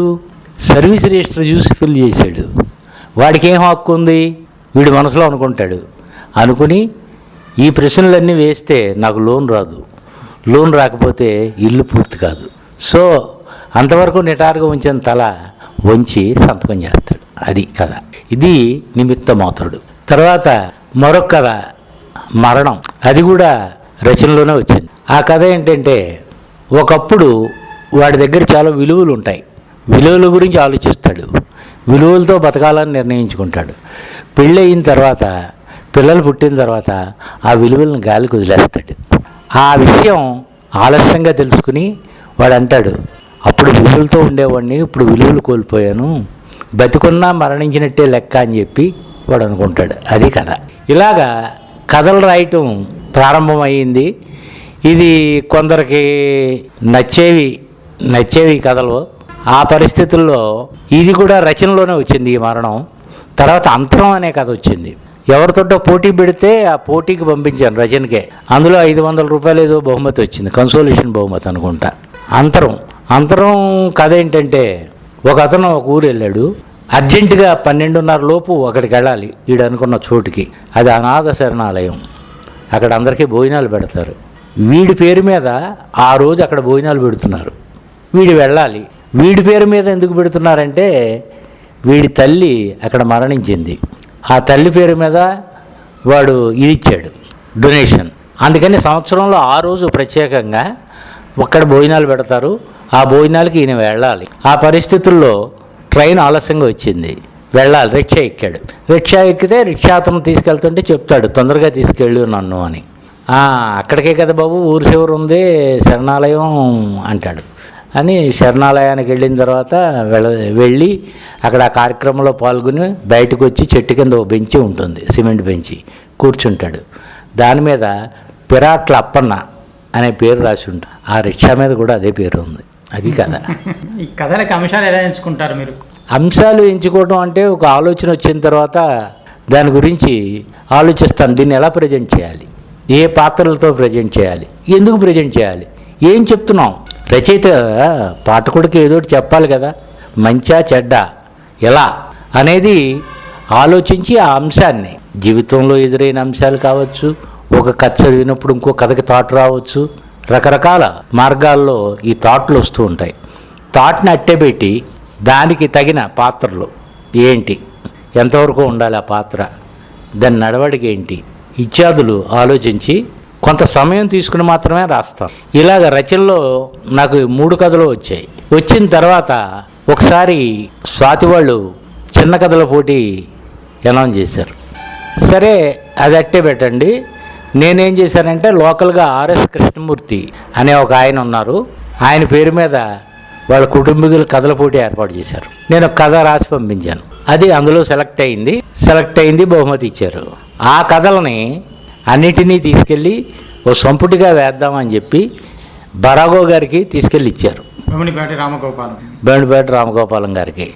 ఆయన ఏం చేశాడంటే, వాళ్ళతో అన్నాడట, ఇందుట్లో ఒక్క కథ కూడా బాగోలేదు, కథల సంపుటికి ఇది పనికిరావు అని. ఒక రచయిత్రి కోగంటి విజయలక్ష్మి గారు నాకు ఫోన్ చేసి, మంజరి గారు ఇలాగ అన్నాడట ఆయన, నా కథ తెచ్చేసుకున్నాను, మీ కథ కూడా తెచ్చేసుకోండి. అలాగేనండి అని చెప్పి ఆ రాత్రి ఇంటికి వెళ్ళిన తర్వాత రూమ్కి వెళ్ళి, రూమ్లో నా కుర్చీకి చుట్టూ కాగితాలు అవి పడేసి ఉంటాయి, ఏ శుభ్రత ఉండదు. ఆ కాగితాల్లో వెతుకుతుంటే ఈ కథ తాలూకా రఫ్ కంటికి కనిపించింది. అది ఎంత 2.5 పేజీలో 2 పేజీలో. అది తీసి చదివాను, బాగుంది. వెంటనే పేరు చేసేసి కవర్లో పెట్టేశాను. స్వాతి పోటీకి పడేశాను. స్వాతిలో 1000 రూపాయలు బహుమతి వచ్చింది ఆ కథకి. వారం రోజుల్లో ఆ కథ స్వాతిలో వచ్చేసింది, బహుమతి కూడా వచ్చింది.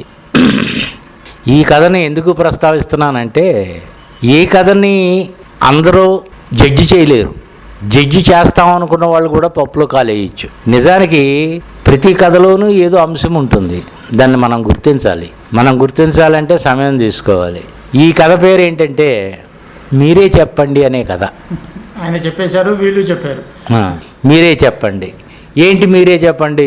ఇంటి బయట కూర్చున్నాడు, రోడ్డు మీద చూస్తున్నాడు. అతను రచయిత. అప్పుడే ఏదో సీరియల్ వచ్చింది, ఒక ప్రముఖ పత్రికలో ఉత్తరాలు వస్తున్నాయి, ప్రశంసలు వస్తున్నాయి. పెద్ద రచయితను అయిపోయానన్న ఫీలింగ్లో ఆ బయట ఇంటి బయట వేప చెట్టు కింద కూర్చున్నాడు. అక్కడ కూర్చోవడం అతనికి అలవాటు. అలా కూర్చున్నప్పుడు ఎదురుగా ఒక రిక్షా వచ్చి ఆగింది. ఆ రిక్షాలోంచి ఎవరో దిగారు. కాళ్ళు మాత్రమే కనపడుతున్నాయి అడుగు నుంచి. ఆ కాళ్ళని చూసి గుర్తుపట్టి చెప్పాడు, రే చిన్నోడా, నాన్నమ్మ వచ్చిందిరా, వెళ్ళు అన్నాడు. చిన్నోడు బయటకు వచ్చి పరిగెత్తికెళ్ళి నాన్నమ్మ చేతిలో సంచి తీసుకున్నాడు.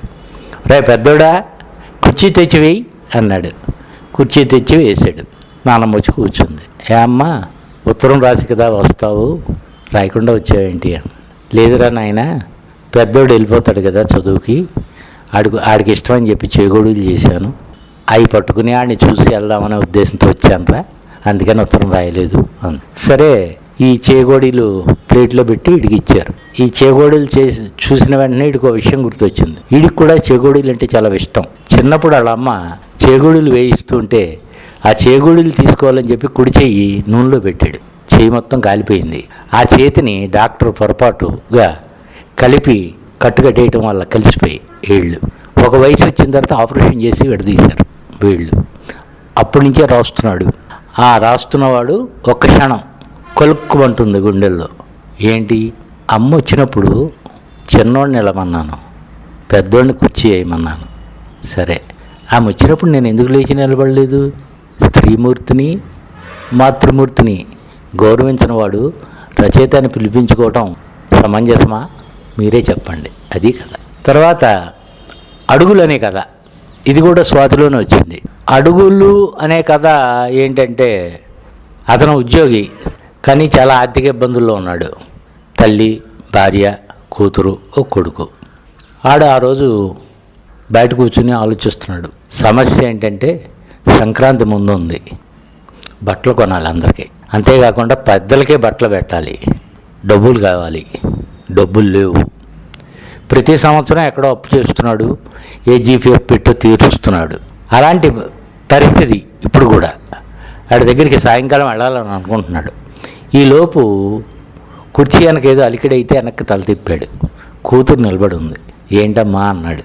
ఈ సంక్రాంతికి నాకు పొట్టు చీర పొట్టులంగా కావాలి నాన్న అంది. పట్టులంగా పొట్టు జాకెట్టు కావాలంది.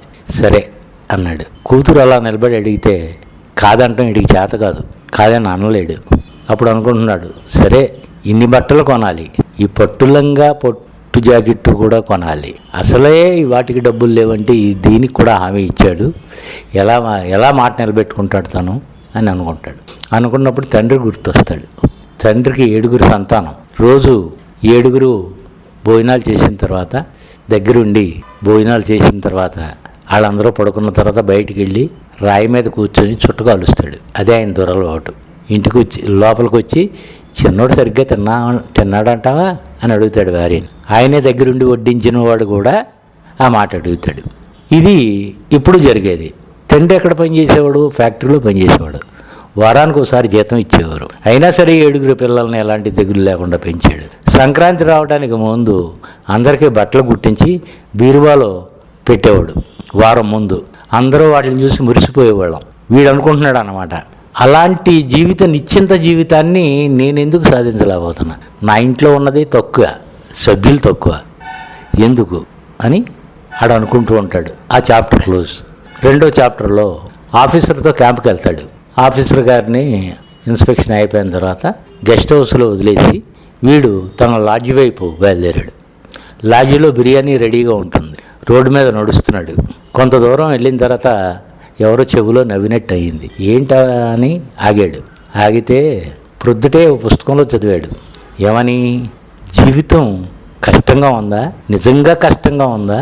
లేక నీ అలవాట్ల వల్ల, నీ ఆచారాల వల్ల కష్టంగా ఉందా? ఒకసారి ఆలోచించు. ఈ మ్యాక్సిమ్ గోర్కీ చెప్పిన మాటలు అవి వినపడ్డాయి. చొప్పున వెనక్కి తిరిగాడు. నావి ఎక్కువ కథలు స్వాతిలో వచ్చాయండి. ఒక కథ ఆంధ్రజ్యోతిలో వచ్చింది, అతను అనే కథ. తర్వాత ఆంధ్రభూమిలో ఒక కథ వచ్చింది. ఆంధ్రభూమిలో సీరియల్ అయితే వచ్చింది కానీ కథ మాత్రం ఒకటే వచ్చింది. విపుల్లో వచ్చాయండి 3 కథలు. మొత్తం మీద ఒక 100 కథల వరకు రాశానని నేను అనుకుంటున్నాను. తక్కువ ఉండొచ్చు కూడా. అయితే నాకు ఇష్టమైన కథల గురించే చెప్తాను ఇందులో.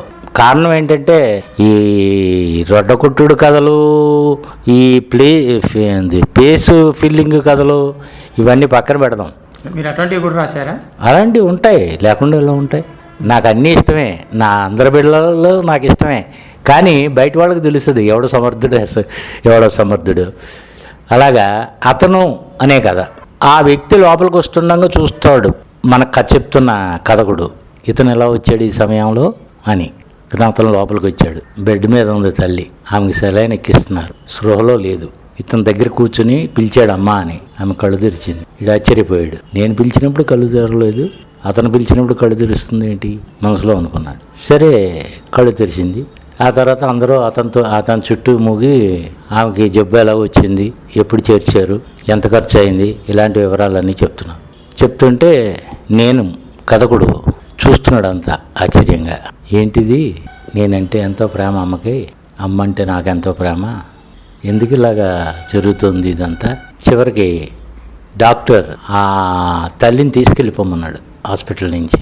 చచ్చిపోతుంది, కంపల్సరీ చచ్చిపోతుంది, ఆ చచ్చిపోయేది ఏదో నా దగ్గర ఎందుకు, మీరే తీసుకెళ్ళిపోండి అన్నాడు. అప్పుడు అతను అంటున్నాడు, చాలాసార్లు రమ్మన్నాను నా దగ్గరికి, రాలేదు, పంతం ఎక్కువ అమ్మకి, ఈ రూపంలో అయినా నా ఇంటికి తీసుకెళ్తాను.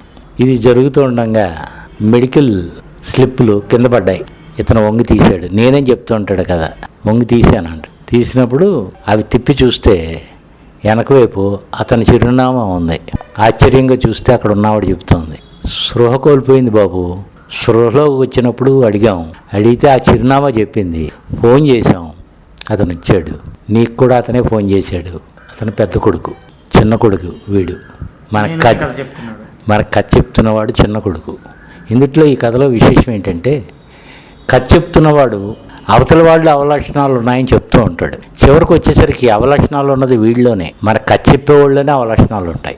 ఇది చాలా గమ్మత్తైన టెక్నిక్, ఎప్పుడో చాలా కాలం నుంచి బుర్రలో ఉండిపోయిన ఈ టెక్నిక్. ఈ అతను అనే కథలో అతను అనేది వాడు అన్న, కానీ వాడు చెప్పడు, అన్న అని చెప్పడు. ఎందుకంటే వాడు ఇంటర్ కాస్ట్ మ్యారేజ్ చేసుకున్నాడు, తల్లితో విభేదించాడు, దూరంగా వెళ్ళిపోయాడు, తల్లితో విభేదించాడు. కాబట్టి తల్లికి వాడి మీద ప్రేమ ఉండదని వీడు అనుకున్నాడు, కానీ అది కరెక్ట్ కాదు. తల్లికి తెలుసు ఇద్దరిలో సమర్థులు ఎవరో, అది కథ. అలాగే నాకు నచ్చిన కథ చూసి రాత. ఏ రచయిత అయినా సరే ఈ సమాజాన్ని చూసే తన రచన కొనసాగిస్తాడనేది ఈ కథలోని ఉద్దేశం. రచయితల మిత్రులంతా ప్రతి వారం కలుసుకుని ముచ్చట్లాడుకోవడం అలవాటు. ఆ వారం ఒక నాటక సంస్థ పెద్ద ఎత్తున నాటకాలకి ప్రైజులు ఇస్తోందని మనం అందరం తలో నాటకం రాసి పంపించాలని నిర్ణయం తీసుకున్నారు మిత్రులంతా. వీడి ఇంటికి వచ్చి ఆలోచిస్తున్నాడు. ఆ రాత్రి 9:30-10 గంటలకి ఆలోచిస్తున్నాడు, ఏం రాయాలి, ఏ అంశం తీసుకోవాలి, అసలు నాటకం రాయడం ఎలా అని ఆలోచించి మర్నాడు లైబ్రరీకి వెళ్ళి నాటకాలన్నీ తీసుకుని నాటకాలు చదివి నాటకం ఎలా రాయాలి అనేది నిర్ణయించుకున్నాడు, టెక్నిక్ తెలుసుకున్నాడు. ఆ రాత్రి కూర్చొని ఆలోచిస్తున్నాడు ఏ అంశం గురించి నాటకం రాయాలి. ఇంతలో ఇంటి పక్క మేడ తలుపు తెరుచుకుని ఒక అతను బయటకు వచ్చి ఈ ఇంటి వైపు చూస్తూ చెల్లి అన్నాడు దుఃఖపూరిత స్వరంతో. ఈ ఇంటి నుంచి ఆవిడ బయటకు వచ్చి అన్నా అంది. ఈ అమ్మాయి దగ్గరికి వెళ్ళింది. ఇద్దరు కలిసి ఒకళ్ళని పట్టుకుని ఒకళ్ళు ఏడుస్తున్నారు. ఎందుకు ఏడుస్తున్నారో అర్థం కాలేదు వీడికి. ఎందుకంటే ఇద్దరు తెల్లారులేస్తే శత్రువుల్లా చూసుకుంటారు ఒకరినొకరు. ఈ సైకిల్ వెళ్ళటానికి ఉపయోగించే సందుని రాబోయే కాలంలో కారు కోసం అని చెప్పి కొంత ఆక్రమించుకున్నాడని అన్న మీద కోపం, తన్ని తన పిల్లల్ని చూడని అత్తవారినే చూస్తాడని ఒక కినుక. అతను రెవెన్యూలో పనిచేసి బాగా సంపాదించాడు అన్నగారు. అలాంటి అన్నగారు ఈ చెల్లెల్ని ఇద్దరు మరి ఏం చెప్పారో వీడికి వినపడలేదు, ఇద్దరు ఏడుస్తున్నారు. వాళ్ళిద్దరు కాస్త ముందుకు వచ్చారు. ఆ సందులో ముందు వైపు ఇంట్లోంచి నాన్న అని పిలిచాడు. ఓ ముసలాయన బయటకు వచ్చాడు. ముసలాయనకి కూడా ఏదో చెప్పాడు. ముగ్గురు కలిసి ఏడుస్తున్నారు.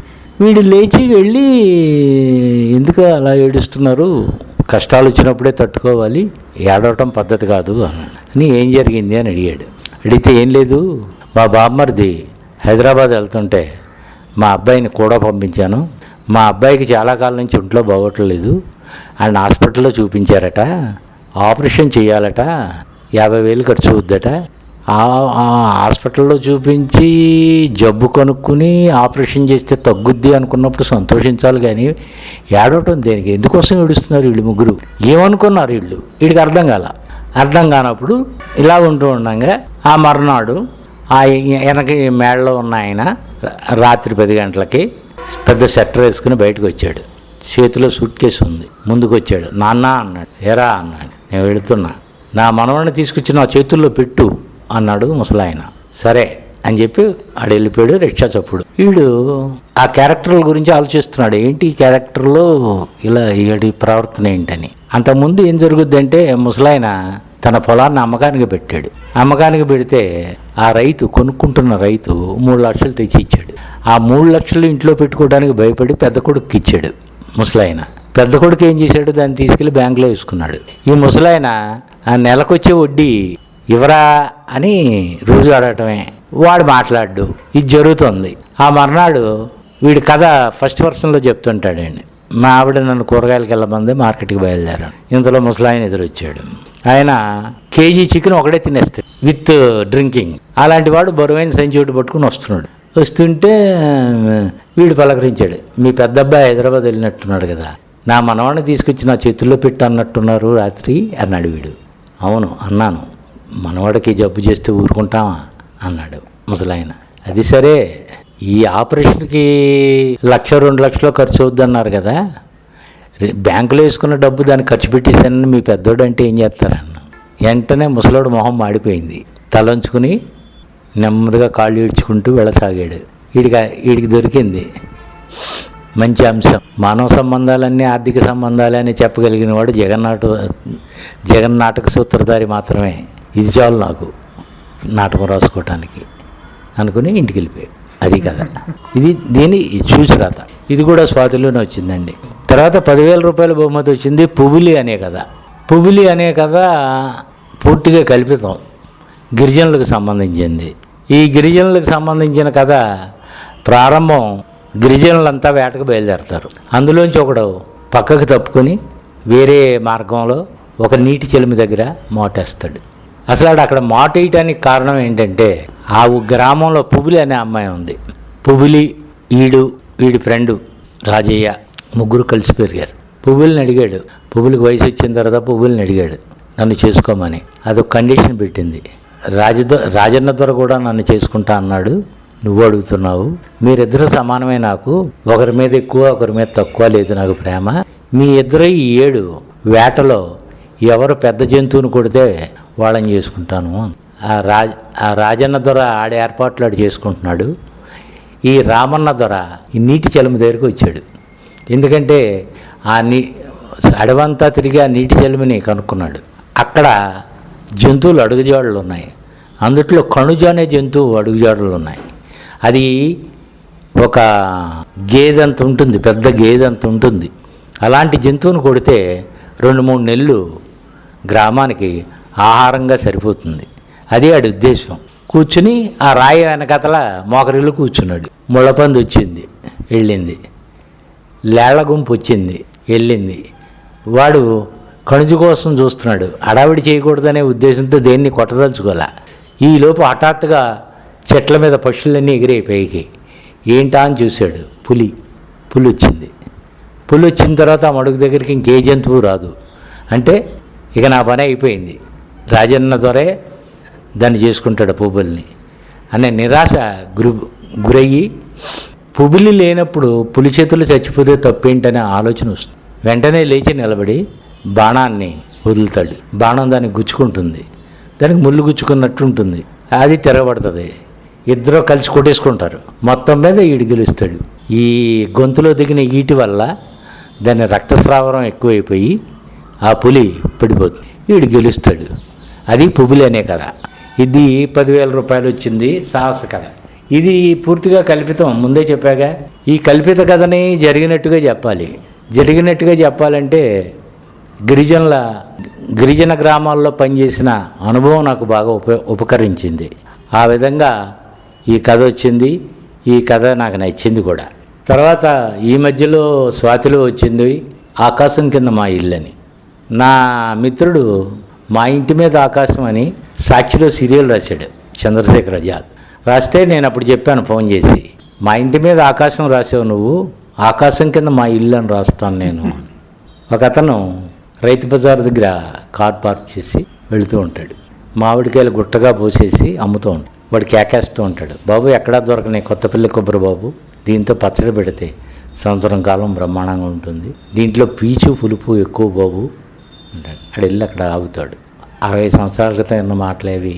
ఆడంటాడు, ఎక్కడి నుంచి తెచ్చావని. రాజోల నుంచి కోసుకొచ్చాం బాబు. నిజంగా రాజోల నుంచి తెచ్చావా అని అడుగుతాడు. అదే బాబు మీకు ఎందుకు అనుమానం వచ్చిందని. తాజాగా కనిపిస్తున్నాయి కాయలు, తొడిమలు ఆకులు కూడా తాజాగా ఉన్నాయి. నిన్న సాయంకాలం తొడిమలతో కోసాం బాబు. ఈ తొడిమి తీసేస్తే జీడి బయటికి పోయి కాయ అదే వెలవెలబోతుంది, అందుకని తొడుములతో కోసాను తెచ్చాను బాబు, ఎంత అని అడుగుతాడు. డజన్ 500 అంటాడు. అంటే వీడికి మనసులో ఉంటుంది ఒక కాయన్నా కొనుక్కుని పట్టుకెళ్ళాలని. కానీ దాని గొప్పతనం తెలిసి ప్రేమగా తినేవాళ్ళు ఇంట్లో ఎవరు లేరు, కానీ కొండం. సరే, సెకండ్ చాప్టర్ అటు చెప్తాడు. వీడికి 6 ఏళ్ల వయసు ఉన్నప్పుడు వాళ్ళ నాన్నగారు ఓ ఆదివారం మార్కెట్కి వెళ్ళి తిరిగి వస్తూ చిన్న పొలిదిన సంచిలో ఓ మొక్క తీసుకు. ఏంటి నాన్న అని అడుగుతాడు. మామిడి మొక్క అయ్యా, ఇది ఇక్కడ దొరకదు, అందుకని కడియం నుంచి తెప్పించాను. ఈ 2 పిల్లలతో ఆ మొక్క వేయిస్తాడు. ఆ మొక్క ఎదుగుద్ది. వీళ్ళు ఆ మొక్కతో పాటు ఎదుగుతున్నారు. ఆ మొక్క పూచింది, కాయ కాచింది, బాగా ఎదిగింది, పెద్దదయ్యింది. వీళ్ళు పెద్దవాళ్ళు అయ్యారు. అక్కకి పెళ్ళి అయిపోయింది. వీడికి ఉద్యోగం వచ్చింది. వీడు హైదరాబాద్ వెళ్ళిపోయాడు. వీడికి ఉద్యోగం వచ్చింది. వీడు అక్కడికి వెళ్ళిపోయాడు. 3 బెడ్రూమ్ ప్లాట్ కొనాలన్న ఉద్దేశంతో వీడు లోన్ పెట్టాలనుకుంటాడు. లోన్ పెడితే ఆ రికవరీస్ ఫోను మిగిలిన సేవింగ్స్ వీడికి చాలదు, కుటుంబానికి చాలదు. అందుకని భార్య ఏం చెప్పుద్దంటే, ఊళ్ళో ఉన్న ఆ పెంకిటిల్లు అమ్మేవయ్యా ఎందుకని. సరే, వీడు ఇక్కడికి వచ్చి పెంకిటిల్ని తల్లి వద్దన్నా సరే అమ్మేసి అప్పటికి తండ్రి పోతారు. అంతవరకు వీడు కనపడితే తలకాయ ఊపిన మామిడి చెట్టు నిశ్శబ్దంగా నిలబడి ఉంటుంది. వీడి మనసులోని ఆలోచన గ్రహించినట్టు వీడు మొత్తం మీద పెంకిటిల్లు అమ్మేసి వచ్చేసాడు. 3 బెడ్రూమ్ హౌస్ తీసుకున్నారు. తల్లిని తీసుకున్నారు. తల్లి కొంతకాలం ఉండి చనిపోయింది. అంతా అయిపోయింది. తర్వాత వీడి పిల్లలు బాగా చదువుకుని ఎంఏ చేయడానికి యుఎస్ వెళ్ళారు. అక్కడే ఉద్యోగాలు సంపాదించుకున్నారు. అక్కడే పెళ్ళిళ్ళు చేసుకున్నారు. అక్కడే సెటిల్ అయిపోయారు. వీడికి డాలర్లు పంపుతున్నారు. వీడిని మై హోమ్ జ్యూయల్లో అపార్ట్మెంట్ తీసుకోమని డబ్బు పంపించారు. అక్కడ ఉంటున్నాడు ఇప్పుడు. ఇదంతా ఎక్కడ ఆలోచిస్తున్నాడండి? టెర్రస్ మీద కూర్చొని మందు తాగుతూ ఇవన్నీ ఆలోచిస్తున్నాడు. ఆ చాప్టర్ క్లోజ్ అయిపోయిన తర్వాత నెక్స్ట్ చాప్టర్. రైతు బజార్కి 200 గజాల దూరంలో ఒక కుర్చీలో కూర్చొని ఉంటాడు. దిగులుగా ఉంటాడు. మార్కెట్కి వెళ్ళేవాళ్ళు వెళ్తూ ఉంటారు, వచ్చేవాళ్ళు వస్తూ ఉంటారు. ఇంతలో రోడ్డు మీద స్విఫ్ట్ కార్ ఆగుద్ది. అందులోంచి 3 దిగుతారు. 2 పిల్లలు, ఒక పెద్ద ఆయన. వీడి దగ్గరికే నడిచి వస్తారు. వాళ్ళని చూడంగానే వీడికి ప్రాణం లేచి వస్తుంది. అతను వచ్చి అడుగుతాడు, సార్ మామిడి మొక్కలు ఉచితంగా ఇస్తానని పేపర్లో ప్రకటించింది మీరేనా అని అడుగుతాడు. పనివాడికి సై చేస్తాడు. పనివాడు వెనకాతలు పేర్చి ఉంటాయి మామిడి మొక్కలు. ఓ మొక్క తీసిస్తాడు. పిల్లలు అపురూపంగా పట్టుకుంటారు ఆ మొక్కని. వాడు అడుగుతాడు, సార్ ఇది ఎక్కడి నుంచి తెప్పించారు ఈ మామిడి మొక్క? కడియం నుంచి తెప్పించాను. అయ్యి బాబు అంత దూరం నుంచా? ఇప్పుడు అంత ఖర్చు అవుద్ది కదండి అని నవ్వి చెప్తాడు. మొక్కలంటే మా నాన్నగారికి చాలా ఇష్టం, అందులో ఈ జాతి మొక్క అంటే మరీ ఇష్టం. ఈరోజు ఆయన వర్ధంతి. ఇది ఆకాశం కింద మా ఇల్లు. ఇది కూడా స్వాతిలోనే వచ్చింది. రచన వ్యాసంగం పరంగా నేను కథలు రాయటానికి కన్నా కథలు చదవడానికి ఇష్టపడతాను. మంచి కథలు చదవడానికి ఎప్పుడూ రెడీగా ఉంటాను. అందరూ కూడా కథలు చదవాలి. ఫౌండేషన్ లేకపోతే ఇల్లు ఎలా నిలబడదో, ఫౌండేషన్ లేకపోతే రచయిత కూడా అలాగే నిలబడ్డు. రచయిత చదువుతూనే ఉండాలి, నేర్చుకుంటూనే ఉండాలి. నిరంతర విద్యార్థి వాడు. కొత్త వాళ్ళు వస్తున్నారు, బ్రహ్మాండంగా రాస్తున్నారు. వాళ్ళందరికీ ఆశీర్వాదం అనాలో అభినందన అనాలో నాకు తెలియదు, కానీ వాళ్ళందరినీ అభినందిస్తున్నాను. గంధం నాగేశ్వరరావు, మంజరి. గంధం నాగేశ్వరరావు గారు, ఎన్నో కాలంగా ఎదురు చూస్తూ మీ కథల గురించి వినాలనుకున్నాను. ఈరోజు ఆ కోరిక తీరింది. మీ సృజన స్వరం వినిపించినందుకు బహుకృతజ్ఞ.